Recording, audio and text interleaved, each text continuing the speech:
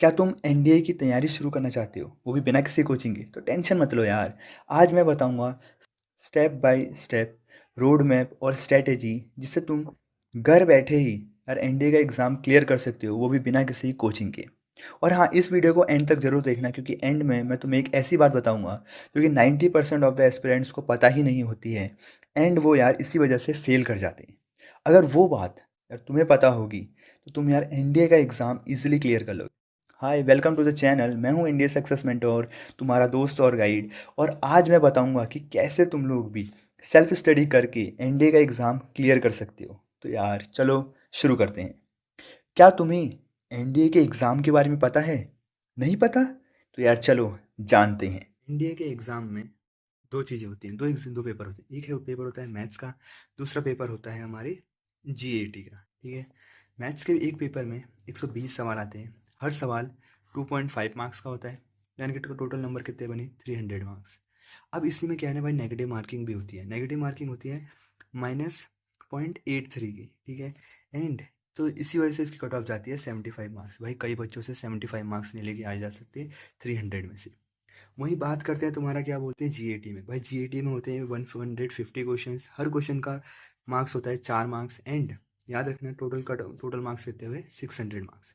इसमें भी negative marking होती है 1.33 की, यानी कि इसकी कट ऑफ जाती है 150 मार्क्स। अब दोनों को मिला दिया तो यार अगर 300 प्लस 600 करेंगे तो 900, यानी कि टोटल 900 में से अप्रॉक्सीमेटली जो कट ऑफ जाती है वो 350 के अप्रॉक्स ही जाती है। ठीक है।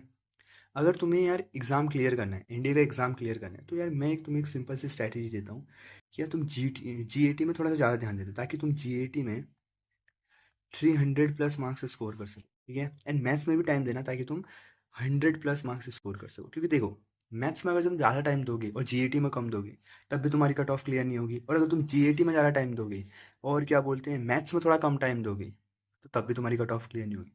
दोनों को बराबर टाइम देना है, क्योंकि यार दोनों का वेटेज सेम ही है। ठीक है। अगर तुम लोगों ने इसकी कट ऑफ क्लियर नहीं करी तब भी तुम्हारा एग्जाम क्लियर नहीं होगा, और तुमने इसकी कट ऑफ क्लियर नहीं करी तब भी तुम्हारा एग्जाम क्लियर नहीं होगा। यानी कि तुम्हें टारगेट कितने का करना है? तुम्हें टारगेट रखना है हमेशा 400 प्लस मार्क्स का। 400 प्लस मार्क्स का कट ऑफ वो रखो, क्या बोलते हैं, टारगेट रखना। इसी बेसिस पे तुम क्या करोगे, मार्क्स तो ले आओगे, क्या बोलते हैं, कट ऑफ तो क्लियर करोगे करोगे, साथ ही साथ में तुम लोग मेरिट इन भी हो जाओगे, जो कि सबसे ज़्यादा इंपॉर्टेंट। एनडीए के एग्ज़ाम को समझ लिया? तो चलो यार अपने खुद के लिए एक सेल्फ स्टडी प्लान भी तो बना लो। तो चलो सेल्फ स्टडी प्लान बनाते हैं। Self study plan. Self study plan हमेशा यार अपने हिसाब से बनता है। ठीक है। बट एक थोड़ा सा बता देता हूँ कि कैसे बनना चाहिए। कम से कम 6 से 8 घंटे तुम्हें पढ़ाई करनी है। ठीक है। कम से कम डेली 6 से 8 घंटे पढ़ना है, जिसमें तुम्हें 2 से 3 घंटे केवल मैथ्स पढ़नी है। फिर साथ ही साथ में 1 से 2 घंटे इंग्लिश पढ़नी है। एंड 2 से 3 घंटे जो बचे हुए जितने भी डिफरेंट सब्जेक्ट्स हैं, उनको टाइम देना है। सेल्फ स्टडी प्लान बना लिया, इतना ही तो सिंपल है। लेकिन बहुत सारे बच्चे अभी भी कुछ ऐसी मिस्टेक्स करते हैं जिससे उनका इंडिया का एग्ज़ाम क्लियर नहीं होता। वो मिस्टेक है उनके वीक सब्जेक्ट्स एंड जो हाई वेटेज सब्जेक्ट्स हैं उन पर ध्यान नहीं देना। जैसे कि देखो, maths, English, geography, physics, chemistry, bio and current affairs, ये वो सारे के सारे सब्जेक्ट्स हैं जिनका वेटेज ज़्यादा होता है। ठीक है। एनडीए के एग्ज़ाम में इनका वेटेज सबसे ज़्यादा है। बहुत सारे बच्चों को क्या होता है, मैथ्स हो गई, इंग्लिश हो गई, ज्योग्राफी हो गई और फिजिक्स हो गई, यही उनके सबसे ज़्यादा वीक सब्जेक्ट्स भी होते हैं। बट बच्चा क्या ध्यान उन पर ध्यान ही नहीं देता।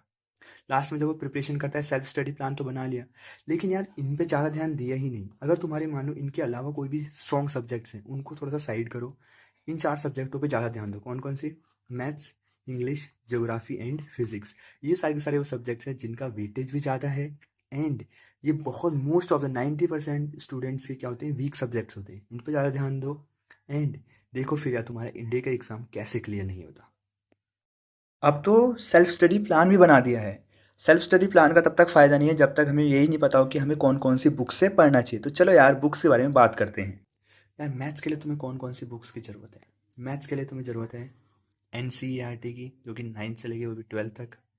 अरे तुम आर डी शर्मा ले लेना, या फिर आर एस अग्रवाल ले लेना, या फिर तुम लोग ले लेना क्या बोलते हैं, पाथ फाइंडर। सबसे इंपॉर्टेंट बुक है, क्योंकि इसके अंदर यार या तो पाथ फाइंडर ले लेना, या फिर कोई भी ऐसी बुक जो कि एनडीए के लिए डिज़ाइन करी गई हो।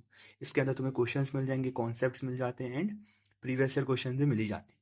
फिर आता तुम्हारा क्या बोलते हैं इंग्लिश के लिए। इंग्लिश सबसे सेकंड मोस्ट इंपॉर्टेंट सब्जेक्ट है। ठीक है। सबसे पहले पाथ फाइंडर इंपॉर्टेंट बुक है भाई। ये बोला था। न्यूज़पेपर्स तुम यार डेली की डेली न्यूज़पेपर्स पढ़ सकते हो, या फिर तुम मैगजीन्स पढ़ सकते हो, या फिर तुम लोग क्या भाई नॉवेल्स पढ़ सकते हो भाई। किसके लिए? इंग्लिश के लिए, क्योंकि अब एग्ज़ाम जो है ना भाई रीडिंग बेसिस पे ज़्यादा ज़्यादा है। जैसे जैसे रीडिंग बेसिस पे जा रहा है तो तुम्हें इंग्लिश में भी रीडिंग ज़्यादा करनी पड़ेगी। जैसे जैसे ज़्यादा रीडिंग करोगे उतना ईजी होता है इंग्लिश में स्कोर करना। अगला आता है जो बाकी अदर सब्जेक्ट्स हैं जीएस के, ठीक है। उनके लिए सबसे इंपॉर्टेंट है पाथ फाइंडर, मैंने कहा पहले कहा था, क्योंकि इसमें प्रॉपर नोट्स बन के आते हैं उन सारे के सारे सब्जेक्ट। या फिर तुम लूसेंट की बुक्स ले सकते हो भाई, बहुत अच्छा कंटेंट है इसमें, एकदम क्रिस्प कंटेंट है और बहुत ही अच्छा कंटेंट है। देन आता है तुम्हारे क्या बोलते हैं एनसीईआरटी ले सकते हो तुम 9 से लेकर 12 तक का। लेकिन ये बहुत ज़्यादा हो जाएगा यार, तुम इतनी सारी किताबें नहीं पढ़ पाओगे, ठीक है, वो मेरे को पता है। तुम्हें क्या करना चाहिए भाई, पाथ फाइंडर ले लो। इसके अंदर तुम्हें देखो, पाथ फाइंडर में तुम्हें जीएस का कंटेंट मिल गया, इंग्लिश के लिए भी कंटेंट मिल गया, एंड साथ ही साथ में पाथ फाइंडर में तुम्हें मैथ्स के लिए भी कंटेंट मिल जाएगा। या तो पाथ फाइंडर ले लो, या फिर कोई भी ऐसी बुक ले लो जो कि किसके लिए डिज़ाइन हो, एनडीए के लिए डिज़ाइन हो, ऐसी किताब कोई भी ले लो। यार भैया बुक्स के बारे में तो आपने बता दिया, लेकिन बुक से पढ़ पढ़ के हम लोग हो जाते हैं बोर। यार हमें ये आदत है क्या बोलते हैं यूट्यूब में वीडियोस देख के पढ़ने की। कुछ ऐसे ऑनलाइन टीचरों के बारे में बताओ जिनसे हम पढ़े और उन जिनका पढ़ाया हुआ हमें इजीली समझ में भी आए। ऑनलाइन टीचरों के बारे में बात करें, आओ मैथ्स के लिए बता दो। सबसे पहले मैथ्स के लिए भाई अखिल रॉय सर बेस्ट है, वन ऑफ द बेस्ट, मैं बोलूँगा वहाँ से पढ़ लो। या तुम क्या बोलते हैं अखिल रॉय सर से पढ़ सकते हो, या फिर फिजिक्स वाला में जो भी बैचेस से सर पढ़ाते हैं उनसे पढ़ लो, या फिर LWS से पढ़ सकते हो, लर्न विद सुमित सर से, या फिर अर्पित चौधरी सर में जो पर्सन पढ़ाता है उनसे पढ़ सकते हो, या फिर भाई बहुत ही अंडररेटेड है मैथ्स जुगाड़ से, ये सर है इतना अच्छा पढ़ाते हैं ना भाई मैथ्स, यहाँ से भी तुम लोग पढ़ सकते हो। बट फॉर अगर मेरी बात मानो तो यार मैंने खुद अखिल रॉय सर से पढ़ा था, इनका पूरा पूरा प्लान फॉलो करा था। बट हाँ मैं बोलूँगा कि यार तुम एक बार ना मैथ्स जुगाड़ से भी, सर से भी, अगर मैं किसी को भूल रहा हूँ तो यार कमेंट सेक्शन में बता देना कि यार तुम किस टीचर से पढ़ते हो, ठीक है। बात करते हैं तुम्हारे क्या बोलते हैं इंग्लिश के लिए। भाई इंग्लिश के लिए one and only Danish sir, Danish sir, Danish Zafar sir, जिनको हम यार प्यार से टाइगर सर भी बोलते हैं, ठीक है। एंड बात करें तुम्हारे क्या बोलते हैं जीएस के लिए, बाकी जितने भी अदर सब्जेक्ट्स होते हैं उनके लिए तुम पीडब्ल्यू को फॉलो कर सकते हो। भाई पीडब्ल्यू में तुम्हारे प्रथमेश सर हैं, ठीक है, राहुल सर हैं, रक्षक सर हैं, ये सारे के सारे भाई बहुत ही अच्छा पढ़ाते हैं, तुम यहाँ से पढ़ सकते हो। LWS में भी भाई सुमित सर हैं, और भी इनके एक आधो सर हैं जो कि भाई बहुत अच्छा पढ़ाते हैं, तुम यहाँ पे भी फॉलो कर सकते हो भाई जीएस के लिए। एंड भाई लास्ट जो हमारे अर्पित चौधरी सर हैं वो तो हैं ही, उनका भी जो चैनल है वो भी बहुत अच्छा फ्री कंटेंट देता ही देता है। ये सब के सब ऑनलाइन तुम्हें मिलेंगे, कहाँ पे? यूट्यूब पे मिलेंगे। कहाँ? इन सबको तुम पढ़ सकते हो अपने यूट्यूब पे, ठीक है। यूट्यूब से इनके लिए पढ़ सकते हो। मैं तुम्हें सब बोलूँगा, अगर तुम इन टीचरों के अलावा किसी और से पढ़ते हो, या फिर इनमें से किसी भी एक टीचर से पढ़ते हो, या मुझे कमेंट सेक्शन में बताना कि तुम किस टीचर से पढ़ रहे हो अभी, ठीक है। भैया यार आपने सब कुछ तो बताया, जो जो चीज़ आपने बताई हमने सब कुछ फॉलो किया और सब कुछ हम कर भी रहे हैं, लेकिन हमें ऐसा लग रहा है कि यार रिजल्ट नहीं मिल रहा है। ऐसा क्यों यार? ये केवल एक ही रीज़न की वजह से है, वो है प्रीवियस ईयर क्वेश्चंस। तो चलो यार आप बात करते हैं प्रीवियस ईयर क्वेश्चन की इंपॉर्टेंस की। भैया यार प्रीवियस ईयर क्वेश्चंस तो यार बहुत बारी सुना है, लेकिन प्रीवियस ईयर क्वेश्चंस लगाने कितने साल के? तो यार प्रीवियस ईयर क्वेश्चंस लगाने तुम्हें पिछले 10 सालों के। क्यों? सबसे पहले तुम्हें एनडीए का जो एग्ज़ाम का पैटर्न समझ में आ जाएगा कि यार पिछले 10 सालों के अंदर जो एग्ज़ाम पैटर्न है वो कैसे चेंज हुआ है, साथ ही साथ में उसका लेवल कैसा है, कि यार एनडीए का जो एग्ज़ाम था किस साल कितना हार्ड आया था, किस साल कितना ईजी आया था, वो सारे सारे लेवल की उसका लेवल कैसा होता है, एनसीईआरटी के बराबर है या उससे हार्ड है, वो सब कुछ तुम्हें कैसे पता चलेगा? प्रीवियस ईयर क्वेश्चन लगा के। और साथ ही साथ में तुम्हें पता चलेगा कुछ ऐसे रिपीटेशन टॉपिक्स का जो कि बार बार ही रिपीट हुए। यार एनडीए का सिलेबस बहुत ज़्यादा बड़ा है, ठीक है, तो ऐसा तो है नहीं कि यार वो अलग अलग हर साल अलग अलग डिफरेंट डिफरेंट टॉपिक से क्वेश्चन देंगे, नहीं। वो क्या करते हैं कि हर साल रिपीट करते हैं कुछ स्पेसिफिक टॉपिक्स को, तुम्हें बस उन स्पेसिफिक टॉपिक्स को पता करना है, ठीक है। जैसे कि यार मैं बहुत सारे स्पेसिफिक टॉपिक्स को तुम पता कर लोगे कि यार इन्हीं टॉपिक से ज़्यादा कक्वेश्चन आ रहे हैं, तो उस चैप्टर में तुम क्या करोगे, उन स्पेसिफिक टॉपिक्स को ज़्यादा टाइम दोगे। इससे क्या होगा कि तुम्हारे क्या बोलते हैं मार्क्स अच्छे आएंगे। और ये सब कुछ किसकी वजह से होगा? तुम्हारे क्या बोलते हैं प्रीवियस ईयर क्वेश्चन की वजह से। भैया जो जो आपने चीज़ें बताई हैं चलो हम वो सब कुछ फॉलो करेंगे, लेकिन भैया हमारे अंदर वो डिसिप्लिन एंड वो कंसिस्टेंसी नहीं आ सकती, उसको कैसे लाएंगे?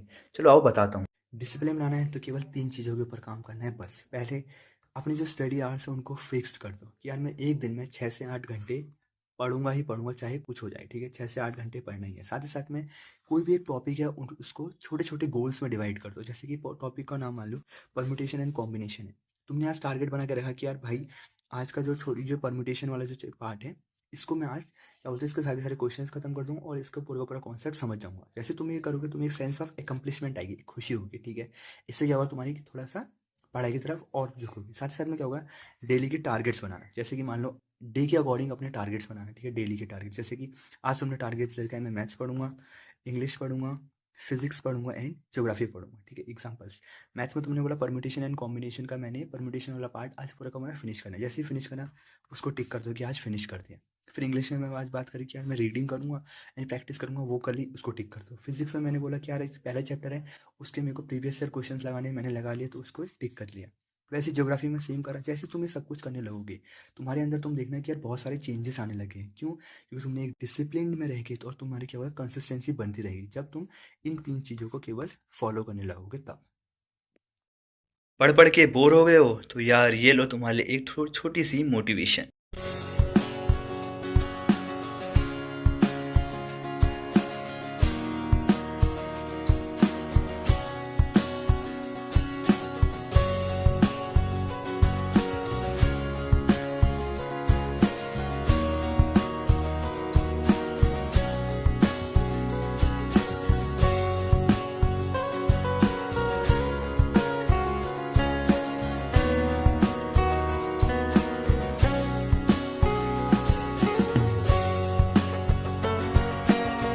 यहाँ ही जॉइन करना चाहते हो ना, तो यार चलो अब उस प्रॉब्लम के बारे में भी बात कर लेते हैं, डिस्कस कर लेते हैं, जो कि मैंने वीडियो की स्टार्टिंग में बताया था। 90% ऑफ द एस्पिरेंट्स को होती है और इसी वजह से उनका एनडीए का एग्ज़ाम खराब होता है। एंड वो प्रॉब्लम है तुम्हारी self confidence and self believe.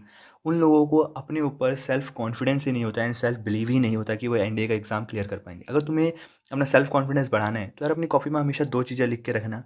पहली है I will do it, and second one is I believe in my self. यही वो 2 चीज़ें हैं जो कि तुम अगर अपनी कॉपी में लिख के रखोगे और हमेशा दोहराओगे तो तुम 90% ऑफ द एस्पिरेंट्स से आगे जाओगे और तुम अपने एनडीए का एग्ज़ाम ईजिली क्लियर कर सकते। That's it for today. ये थी एनडीए विदाउट कोचिंग की full strategy and road map video. अगर तुम इस वीडियो को ऑनेस्टली फॉलो करते हो तो तुम्हें यार एनडीए क्लियर करना बिल्कुल भी हार्ड नहीं लगेगा और तुम इजीली एनडीए का एग्ज़ाम क्लियर कर लोगे। अगर ये वीडियो थोड़ी सी भी हेल्पफुल लगी हो और यार तुम्हें ऐसे ही कंटेंट देखना पसंद हो तो यार मेरे को कमेंट सेक्शन में बता देना कि यार मैं नेक्स्ट वीडियो किस टॉपिक पे बताऊँ। और यार मेरे इस चैनल को भी तुम जाके सब्सक्राइब कर सकते हो या फिर फॉलो कर सकते हो। यार मिलते हैं नेक्स्ट वीडियो में, तब तक के लिए जय हिंद।